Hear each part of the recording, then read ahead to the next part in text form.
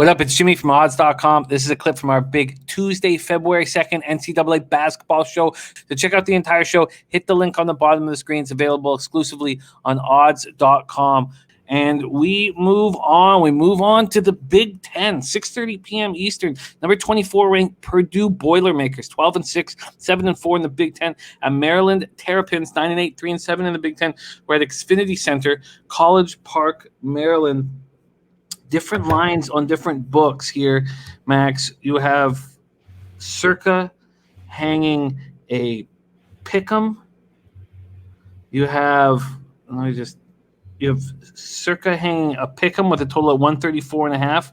You have FanDuel at 1.5. That 1.5 is very juiced to the Purdue side at plus 1.5. Maryland -1.5 is -102. The money line is sitting at -116. Both these books have totals at 134.5. And I will keep looking for the other books and see what they have here. Purdue bounced back from a 70-53 loss at home to Michigan by beating Minnesota badly at home, 81-62.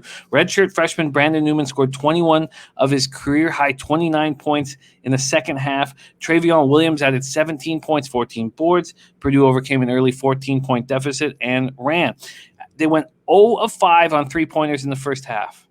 So in the first three halves, since Sasha Stefanovic tested positive for COVID-19, they had gone 2 for 17 from three before Newman started hitting bombs. And Sasha Stefanovic is out still. He's not available for Purdue tonight. He's their second leading scorer at 11.1 points per game. He hits 45.6% from three.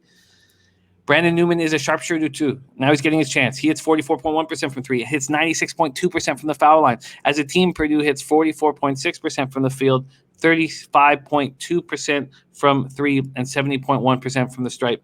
Maryland coming off their second loss in 3 games, 61-55 at home to Wisconsin.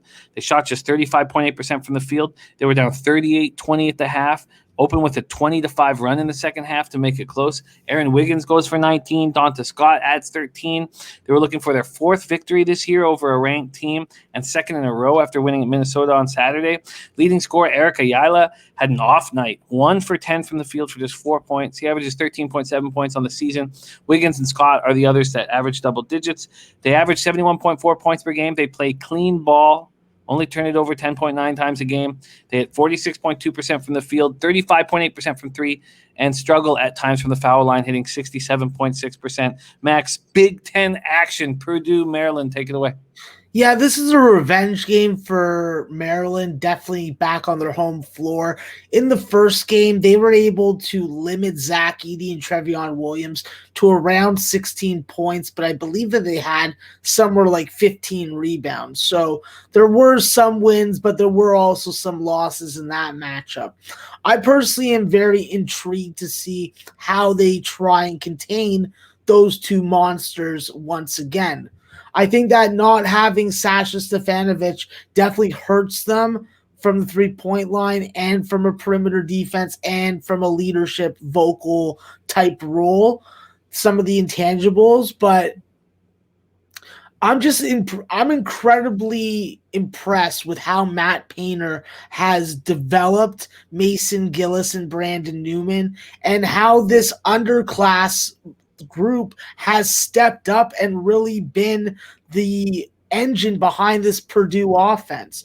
Well, first off, Brandon Newman, applaud the 29-point performance in the breakout game, but I'm not counting on that happening again. That's an anomaly in my opinion. I think that having expectations around 13 to 15, maybe 16 points is still more in that ballpark.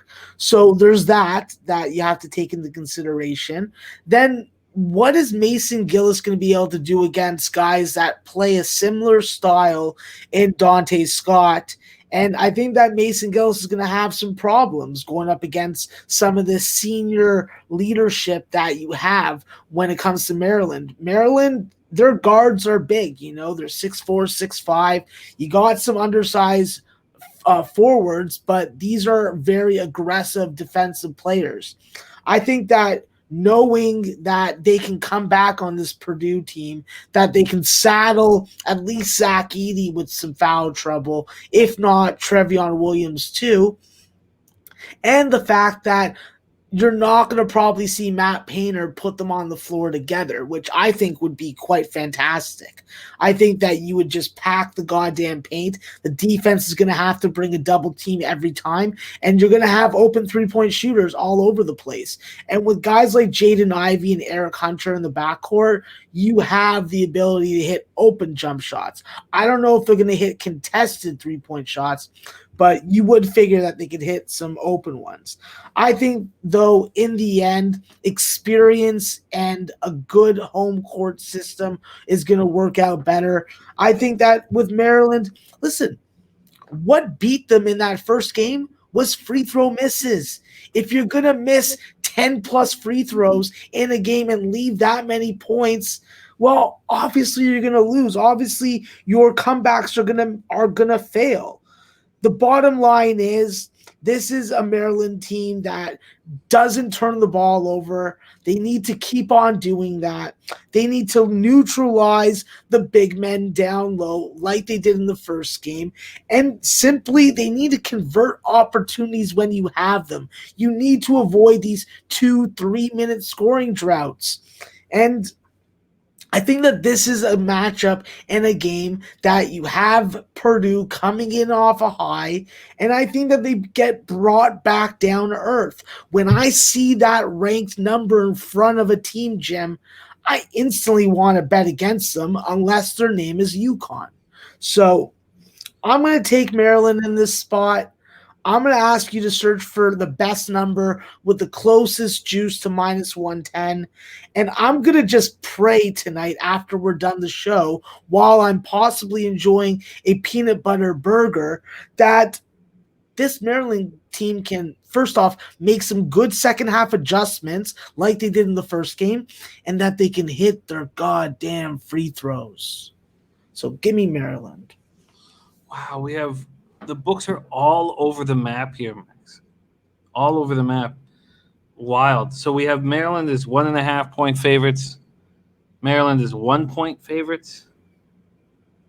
We have, let me just double check that. That's at Bet365. We have Maryland as a pick'em. Then you come over to BetMGM. They have Maryland as plus 1.5, but that is at minus 118. They have Maryland, though, on the money line at minus 105. Yeah, that's the best number I'm probably going to get out of what you just read aloud. I'll take the money line at minus 105, Jim. And was it because it's not up at some of these sites with the market movement? Was it better? Was there a better spot at one point? Yeah, I saw plus 1.5 also, but it was at minus 110 juice. Okay. That was early in the afternoon, so I didn't expect that to last.